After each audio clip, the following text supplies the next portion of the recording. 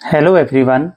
So let us discuss about another important topic of probability, that is Bayes theorem. अब ये theorem basically जो होती है हमारी मल्टीप्लिकेशन थ्योरम और कंडीशनल प्रोबेबिलिटी के बाद आती है. Again this theorem is quite tricky but I will try to explain you the basic concept and the formulas, how do we use that formulas और इसकी क्या क्या कंडीशंस होती हैं तो वो हम डिस्कस करेंगे अभी. So let us discuss. So see what I have written here is Bayes theorem. This study involves an application of multiplication rule जो हमने पहले सीखे हैं with more involved calculations that lead to formula of Thomas Bayes first published in 1763. तो basically ये हमारा एक तरह से आप कह सकते हो मल्टीप्लिकेशन रूल का एक्सटेंशन है. अब इसको समझने के लिए हम क्या यूज करेंगे फॉर्मूलाज और कैसे हम इसको डिटरमाइन करेंगे. देखिए एक एग्जांपल से किसको समझते हैं. Suppose there are two boxes that are labeled box 1 and box 2.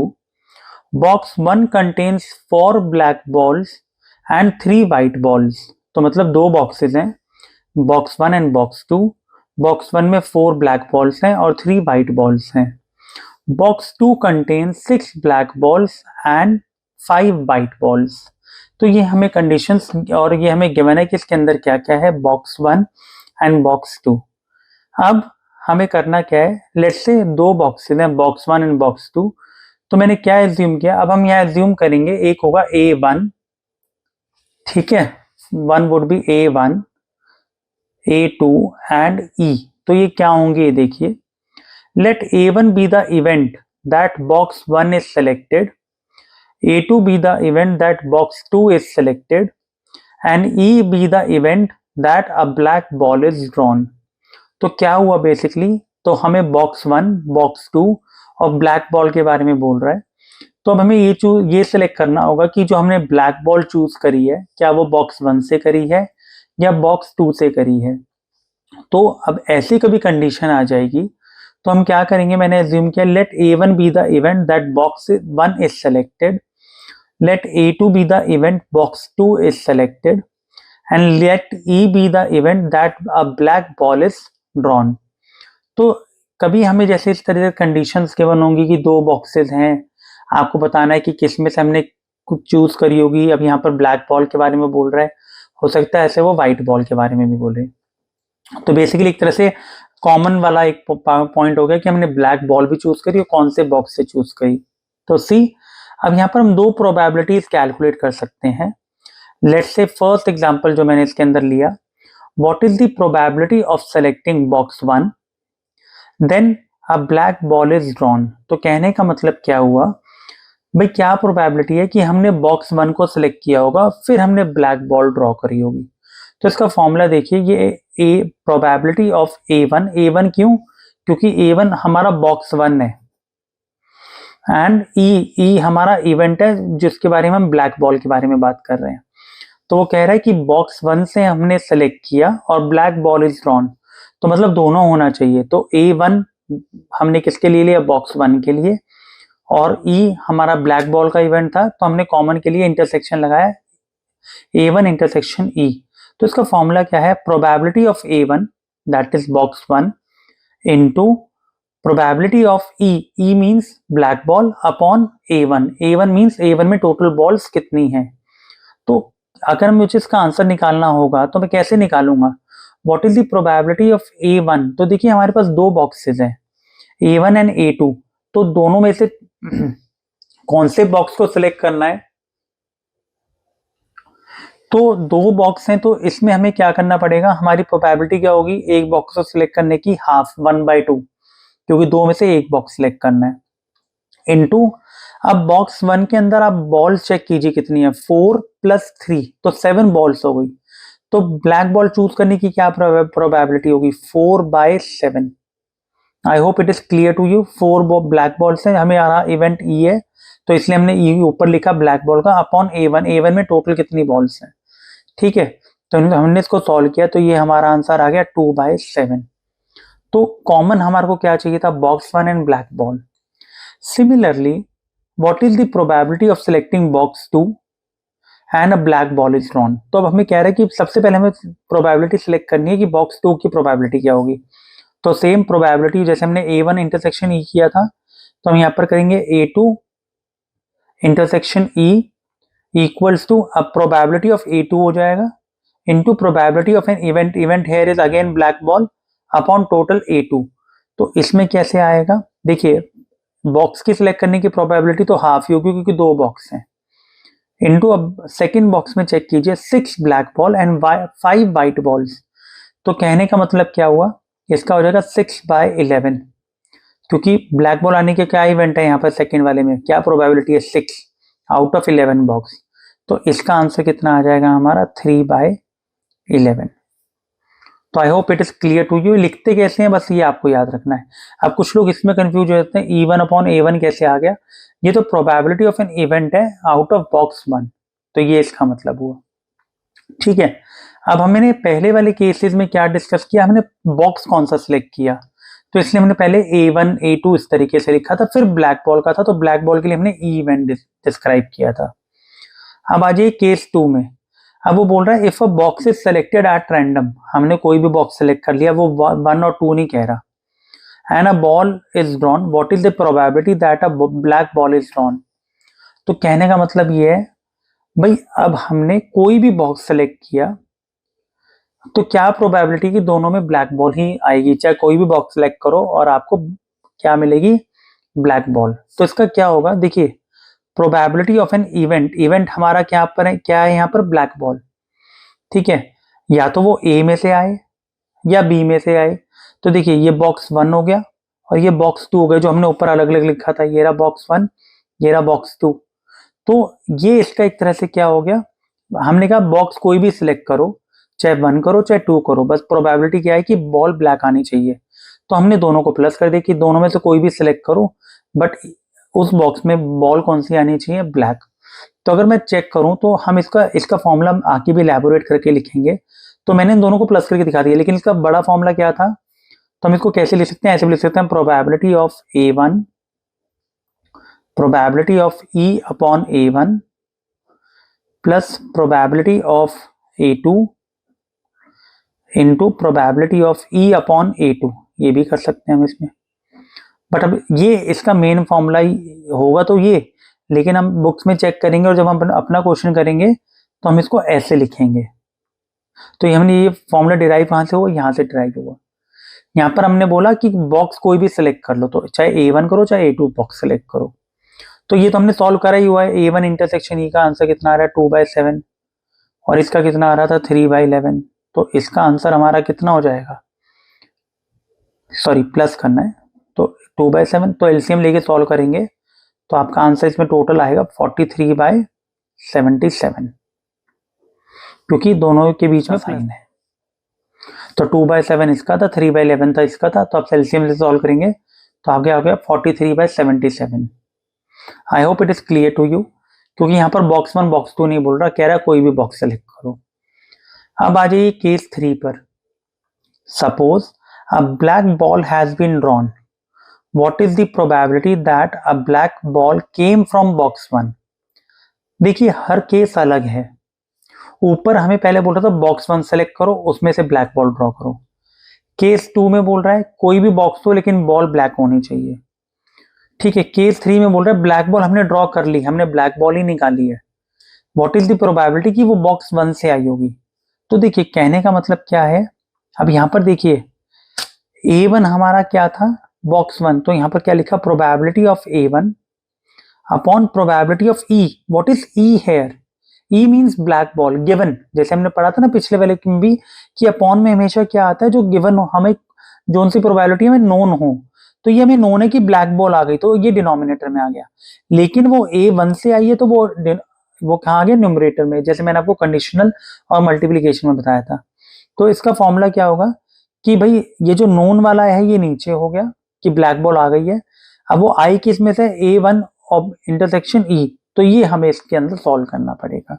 तो फॉर्मूला क्या बना, probability of A1 intersection E, या आप कह सकते हो कि कॉमन आएगा कि बॉक्स 1 से निकाली और ये क्या हुआ, ब्लैक बॉल। और ई किसकी प्रोबेबिलिटी है, प्रोबेबिलिटी ऑफ ई ऊपर निकाला हमने कि ब्लैक बॉल ड्रॉ कर ली, ठीक है। तो अब ब्लैक बॉल तो हो सकती है कि बॉक्स 1 से भी हो, बॉक्स 2 से भी हो, तो ये तो हो गया टोटल प्रोबेबिलिटी ऑफ ई। हमें 1 का निकालना है तो ऊपर हमने 1 लिख लिया। तो अब फॉर्मूला आप चाहो तो स्ट्रेच करके दोबारा ऐसे लिख सकते हो, बट वैल्यूज हमारे पास है probability of A upon intersection B E. तो ये कितना हमें गिवन है, 2/7 divided by what is the probability of E, ये हमने निकाला है 43/77। ये हमने निकाल लिया 43/77। इसको सॉल्व करेंगे तो ये आएगा 2/7, ये ऊपर जाके रेसिप्रोकल हो जाएगा 77 अपॉन 43, तो ये कट गया, तो इसका आंसर आएगा 22/43। तो ये केसेस है, अभी मैं आपको क्वेश्चन एक्सप्लेन करूंगा, लेकिन आपको समझ में आना चाहिए कि ये फॉर्मूले हमने डिराइव कैसे किए हैं। इसमें हमने बोला था, देखिए मैं दोबारा रिपीट कर रहा हूँ, प्रोबेबिलिटी सेलेक्ट करना है कि बॉक्स 1, तो बॉक्स 1 की पहले हमने लिखी A1 और ब्लैक बॉल ड्रॉ करी, तो probability of E. Same box 2 तो हमने ये किया, यहाँ पर हमने बॉक्स कोई भी सिलेक्ट करो लेकिन ब्लैक बॉल ड्रॉ होनी चाहिए, तो चाहे 1 हो चाहे 2 हो, तो दोनों को प्लस किया। ई किसको रिप्रेजेंट करता है, ब्लैक बॉल को, तो दोनों को हमने प्लस कर दिया कि हमें ब्लैक बॉल चाहिए। थर्ड कह रहा है कि हमने ब्लैक बॉल ड्रॉ कर ली, अब हमें निकालना है कि वो प्रोबेबिलिटी क्या है कि बॉक्स 1 से आए। तो जनरली मैंने आपको पहले भी समझाया था मल्टीप्लिकेशन और कंडीशनल में भी, कि जो डिनोमिनेटर में आती है वो नॉन प्रोबेबिलिटी, तो नॉन मतलब हमने ब्लैक बॉल ड्रॉ कर ली। अब ये नहीं पता बॉक्स 1 से करी या बॉक्स 2 से करी, लेकिन ब्लैक बॉल ड्रॉ कर ली, तो ब्लैक बॉल आने की प्रोबेबिलिटी क्या है, वो ये थी 43/77। अब वो 1 से निकालनी है तो ऊपर हमने 1 लिखा, अगर वो कहता बॉक्स 2 से तो हम यहाँ लिखते probability of A2 intersection E। तो इस तरीके से हम इसको करेंगे। तो ये मैंने आपको एक्सप्लेन कर दिया। अब मैं आपको 2 क्वेश्चन एक्सप्लेन करता हूँ कि ये टॉपिक हम करते कैसे हैं। Now let us discuss with the question. See, the question says an insurance company insured 2000 scooter drivers, 4000 car drivers and 6000 truck drivers. तो एक इंश्योरेंस कंपनी है, उन्होंने ड्राइवर्स की इंश्योरेंस की जिसमें स्कूटर के 2000 ड्राइवर हो गए, कार के 4000 हो गए, ट्रक के 6000 हो गए। The probability of an accident is 0.01, ये हो गया हमारा स्कूटर के लिए, 0.03 ये हो गया हमारा कार ड्राइवर्स के लिए, और 0.15 ये हो गया हमारा ट्रक ड्राइवर्स की प्रोबेबिलिटी है एक्सीडेंट की respectively. One of the insured person meets an accident, कोई भी इनमें से एक ड्राइवर जो है वो एक्सीडेंट से मीट हो गया। What is the probability that he is a scooter driver. तो अब ध्यान से समझना, जो मैं आपको पीछे एक्सप्लेन करने की कोशिश कर रहा था कॉन्सेप्ट को, वो कैसे होगा। अब यहाँ पर आप देखिए, जैसे मैंने वहां पर आपको बताया था बॉक्स 1 बॉक्स 2, तो हमने A1 और A2 लिया था, तो लेकिन हमारे यहाँ पर 3 तरह के ड्राइवर्स हो गए, इंश्योर्ड पर्सन हो गए। तो अब हम क्या करेंगे, let A1 A2 and A3। अब आपको क्लियर हो जाएगा कॉन्सेप्ट। A1 में लिखा मैंने स्कूटर ड्राइवर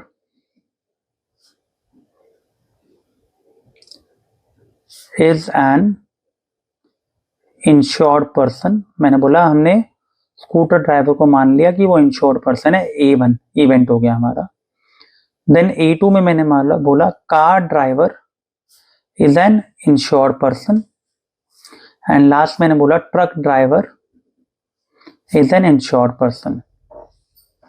और किसकी प्रोबेबिलिटी निकालनी है, एक्सीडेंट की, तो वो हमारा हो गया मेन इवेंट। जैसे वहां पर ब्लैक बॉल था तो ई हमारा यहां पर हो गया एन इंश्योर्ड पर्सन,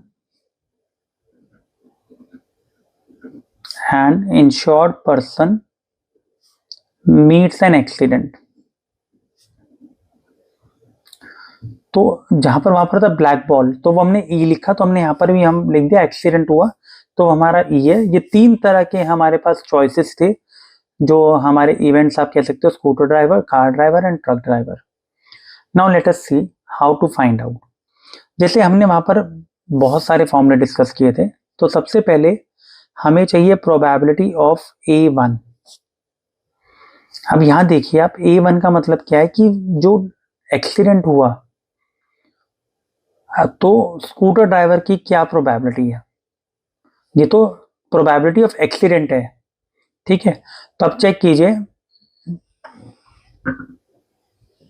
तो देखिए इसमें स्कूटर ड्राइवर की प्रोबेबिलिटी क्या एक्सीडेंट की। टोटल हमारे पास इसके कितने थे स्कूटर के, लेट्स से मैं यहाँ लिख देता हूँ 2000, कार के 4000 एंड ट्रक के 6000, तो टोटल 12000 ड्राइवर हो गए। तो मैं कहता हूँ what is the probability of even, scooter driver की क्या प्रोबेबिलिटी है, 2000 डिवाइड बाय 12000, तो ये आ गया 1/6। फिर मैं बोलता हूँ प्रोबेबिलिटी ऑफ A2, भाई कार ड्राइवर भी हो सकता है, तो 4000 डिवाइड बाय 12000, तो इसकी प्रोबेबिलिटी क्या हो गई 1/3। सिमिलरली प्रोबेबिलिटी ऑफ A3, इसकी प्रोबेबिलिटी क्या होगी 6000 डिवाइड बाय 12000, तो ये हो गया 1/2। लेट मी राइट हेयर 1/2, तो ये 1/6, 1/3 एंड 1/2। नाउ भाई इनमें से ये पर्सन हो सकता है, इसकी प्रोबेबिलिटी क्या है 1/6, 1/3 एंड 1/2, इस तरह से हमने निकाल लिया। अब यहाँ पर आप चेक कीजिए, अब हमें चेक करना है कि स्कूटर ड्राइवर तो नहीं है जिसका एक्सीडेंट हुआ, तो अब यहाँ पर आप चेक कीजिए, उससे पहले हम क्या निकालेंगे। देखिए probability of an E upon A1, जैसे हम वहां लिखते थे ना E upon A1, E upon A1, तो इसमें आप चेक कीजिए प्रोबेबिलिटी ऑफ एन एक्सीडेंट और क्या है ये स्कूटर का, तो हमें कितना दिया हुआ है, ये ऊपर गिवन है डायरेक्टली कि the probability of an accident, scooter driver की प्रोबेबिलिटी क्या है 0.01। फिर probability of E2, E upon A2, इसकी कितनी है 0.03, और probability of an accident of truck driver, तो ये हमारा कितना आ गया, that is 0.15। Let me light hair.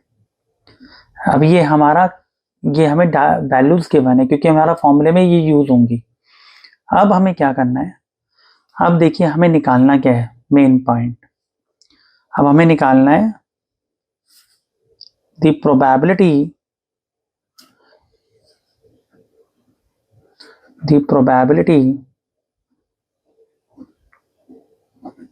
that an insured person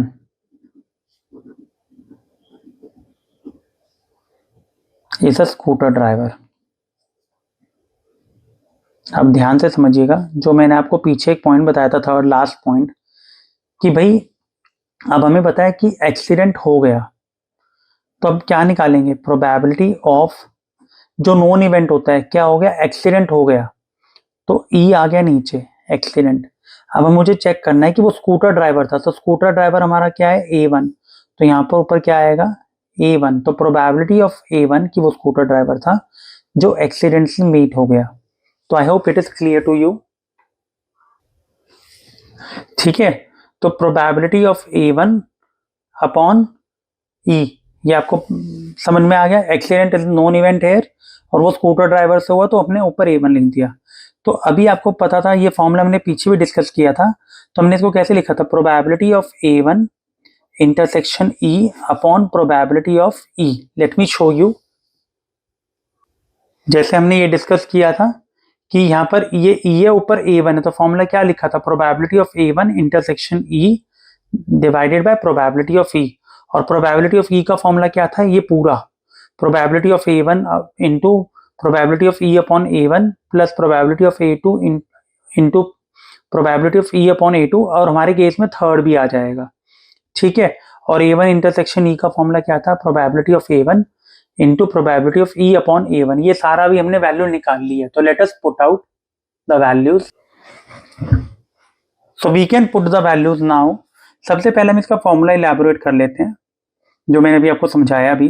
तो this would be how exactly how we can write probability of A1 into probability of E upon A1 upon probability of E। अब मतलब तीन case बनेंगे हमारे, probability of A1, probability of E upon A1 plus probability of A2 into probability of E upon A2 plus probability of A3 into probability of E upon A3। तो ये भी मैंने आपको एक्सप्लेन भी किया है और ये अभी हम निकाल भी लेंगे वैल्यूज, क्योंकि सारी वैल्यूज हमें यहाँ गिवन है। तो you can see what is the probability of A1 1/6 into E upon A1, तो दिस इज 0.01, तो 0.01 डिवाइडेड बाय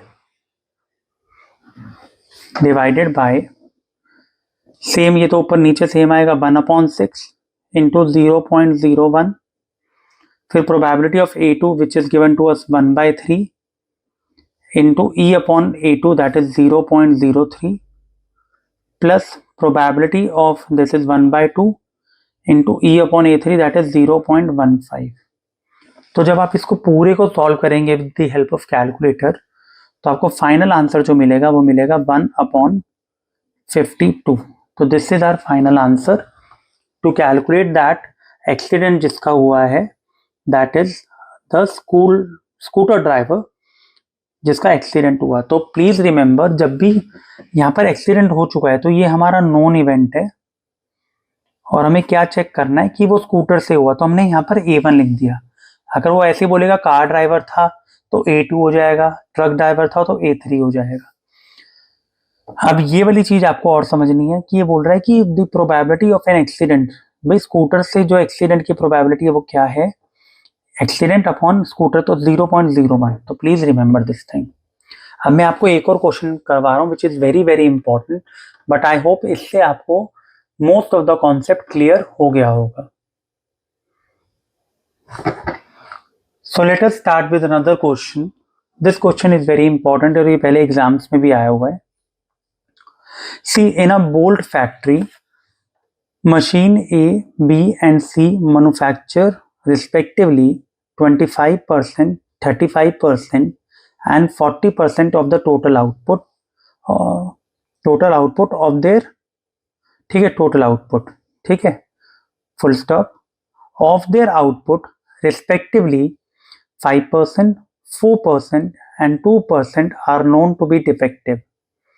अब बोल्ट इज पिक्ड अप, भाई बोल्ट फैक्ट्री है, 3 मशीन बनाती हैं products A, B and C, वो इतना इतना परसेंट बनाते हैं, 25, 35 एंड 40, तो 100% हो गया टोटल ऑफ देयर आउटपुट।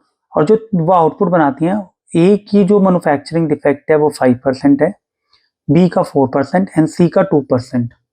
अब bolt is likely to pick up at random, भाई हमने कोई बोल्ट उठा के चेक किया और हमें वो डिफेक्टिव मिला। Find the probability it is produced by machine B. तो आई होप अब आपको समझ में आ गया कि हमने जो बोल्ट था, अब हमें ये चेक करना है कि वो मशीन बी से निकला होगा, ठीक है। तो अभी मैंने आपको एक्सप्लेन कर दिया कि ये कैसे बनाते हैं, तो अब आपको ये इजी होगा करना। तो सबसे पहले हम अपने इवेंट्स डिफाइन करेंगे, let A1, A2 and A3, और हमें पता है यहाँ पर हमें E चाहिए होगा, ठीक है। A1 में क्या होगा, भाई हमने जो रैंडमली सिलेक्ट बोल्ट है वो किसने प्रोड्यूस किया होगा, मशीन A ने। तो हम लिखेंगे random bolt is produced by machine A। दूसरा इवेंट क्या हो जाएगा, produced by machine, let's say मैं लिख देता हूँ machine B। Third, it is produced by machine C, ठीक है। एंड E हमारा क्या हो गया, रैंडम बोल्ट इज डिफेक्टिव। तो ये बताइए, तो हमें नोन हो गया कि जो बोल्ट है वो क्या है, डिफेक्टिव है, ठीक है। तो ये तो हमने पीछे क्वेश्चंस में भी डिस्कस किया था। अब हमें प्रोबेबिलिटीज निकालनी है, probability of A1, probability of A2 and probability of A3। तो A1 कितना परसेंट कर रहा है, भाई आउटपुट टोटल 100% होता है, 25 प्लस 35 60, 60 प्लस 40 100, तो जो हमने बोल्ट चूज किया उसके चांसेस क्या है कि वो मशीन ए ने प्रोड्यूस किया होगा 0.25, 25% को 0.25, A2 ने किया होगा 0.35, ठीक है, एंड A3 ने किया होगा दैट इज 0.40। तो ये तो इनके टोटल आउटपुट की प्रोबेबिलिटी हो गई। अब हमने जैसे वहां किया था probability of E upon A1, probability of E upon A2, probability of E upon A3। तो you can see probability of defect, ठीक है, और ए का डिफेक्ट आने की प्रोबेबिलिटी क्या है दैट इज %। तो 0.05, 4%, 0.04, 0.02। भाई डिफेक्ट आने की प्रोबेबिलिटी क्या है, तो probability of defect out of A that is 0.05, ये इसकी प्रोबेबिलिटी है। लेकिन अभी मुझे ये नहीं पता कि ये जो बोल्ट हमने सेलेक्ट किया ये मशीन ए से है, तो प्लीज डोंट गेट कंफ्यूज कि ये निकल तो गया 0.5, 0.4, 0.2, ये क्या है, ये ए और बी सी का भी तो है, लेकिन वो कह रहा है कि 5% डिफेक्ट होता है, तो probability of defect out of A1 is 0.05। लेकिन इसमें ये इसका मतलब ये नहीं है कि जो बोल्ट मैंने चूज किया वो इससे ही आया होगा, तो वो हमें प्रोबेबिलिटी निकालनी पड़ेगी, ठीक है। तो फर्स्ट केस में आप चेक कीजिए, it is produce by machine B, मुझे इसकी प्रोबेबिलिटी निकालनी है। तो जैसे मैंने आपको वहां समझाया था, तो फॉर्मूला क्या बनेगा, प्रोबेबिलिटी ऑफ नॉन इवेंट क्या होता है ई, तो ई हेयर स्टैंड्स फॉर डिफेक्ट, और किससे करना है, मशीन बी से, तो मशीन बी को हमने क्या माना A2। तो फॉर्मूला आपको पता ही है, तो हम कैसे फॉर्मूला लिखते हैं, भाई ऐसे भी लिखते हैं ना, probability of A2 intersection E, तो हम इसको कैसे लिख सकते हैं, probability of A2 into probability of E upon A2 divided by same probability of A1, probability of E upon A1, ये तो टोटल है, ये तो नीचे आएगा ही, probability of A2 into probability of E upon A2 plus probability of A3 into probability of E upon A3। ये तो आपको पता ही है, प्रोबेबिलिटी ऑफ नॉन इवेंट तो ऐसे ही रहता है, और इसको मैंने पीछे भी बताया था कैसे लिखते हैं, probability of A2 intersection E, तो वो तो हम ऐसे लिखेंगे इसको, ठीक है। नाउ अब हमें सारी वैल्यूज पता है, probability of A2 that is 0.35 into E upon A2 that is 0.04, आपको सब कैलकुलेटर से करना है, probability of A1 0.25 into E upon A1 that is 0.05 plus 0.35 जो ऊपर लिखा था इंटू 0.04 प्लस 0.40 इंटू 0.02। तो ये तो हमने सिंपल मल्टीप्लाई करेंगे, इसको सॉल्व करेंगे तो हमें मिलेगा 0.014 डिवाइडेड बाय 0.0345। ये जब सॉल्व करके मल्टीप्लाई करके ऐड करोगे तो ये आएगा, तो हमारा नेट आंसर आएगा 0.4058। तो ये आ गया कि ये मशीन बी ने बनाया होगा। अब सेकेंड पार्ट आप चेक कीजिए, it is produce by machine B और मशीन सी। तो देखिए या तो वो बी ने बनाया हो या सी ने बनाया हो, तो इसके दो केसेस आपके पास हो सकते हैं। पहला क्या है, हम इसको ऐसे भी लिख सकते हैं कि भाई जो हमें चाहिए, तो हम इसमें ऐसे भी कर सकते हैं, probability of A2 upon E plus probability of A3 upon E। देखो बाय बी और सी, तो या तो बी ने करा हो या सी ने करा हो, तो दोनों को प्लस कर दो, वरना आप ये भी कर सकते हो, और 1 minus probability of A1 upon E। भाई आप कह रहे हो कि 1 तो टोटल प्रोबेबिलिटी होती है, आपको पता है सम ऑफ ऑल प्रोबेबिलिटी इज 1। अब वो कहते हैं कि बी और सी से होना चाहिए, मतलब A2 और A3 से होना चाहिए, तो मैंने क्या करा, 1 में से जो हमारा प्रोबेबिलिटी ऑफ A1 वाला इवेंट है उसको माइनस कर दिया। तो कहने का मतलब ये है कि आप कोई भी चूज कर सकते हैं, आपको लगता है ये इजी है कि बी और सी, तो बी का तो हम ऑलरेडी निकाल चुके हैं, ये हमको लास्ट में ऐड करना है, तो अब हम क्या कर सकते हैं, सी का निकाल लें और दोनों को लास्ट में ऐड कर दें। दूसरा क्या कर सकते हो आप, A1 का निकाल लो, क्योंकि वो कह रहे मशीन ए से ना बनाओ, तो मैंने मशीन ए का निकाल लिया, और फिर टोटल प्रोबेबिलिटी 1 होती है तो उसमें से माइनस कर दिया, तो बी और सी का निकल जाएगा। वरना आप ये भी कर सकते हो, लेट्स से मैं ये कर लेता हूँ कि probability of A3 upon E निकाल लेते हैं हम। तो अब यहां देखिए आप, मैं आपको सिर्फ ये एक्सप्लेन करना चाह रहा हूं, जब इस तरीके की कोई बात होगी तो फॉर्मूला क्या करोगे, probability of A3 plus probability of E upon A3 divided by, तो ये देखिए ये सेम आएगा नीचे, तो आप चाहो तो पूरा लिख सकते हो, probability of A1 probability of E upon A1 plus probability of A2 into probability of E upon A2 plus probability of A3 into probability of E upon A3। तो कहने का मतलब ये है कि वैल्यूज ही पुट करनी है हमें इसके अंदर।